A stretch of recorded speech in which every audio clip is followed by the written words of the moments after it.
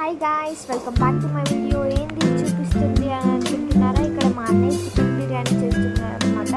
మంచిగా onions fry చేసి పక్కన పెట్టాడు. నాకైతే ఈ ప్రాసెస్ తెలియదు అనమాట. మంచిగా మ్యారినేట్ చేసి పక్కన పెట్టేశాడు.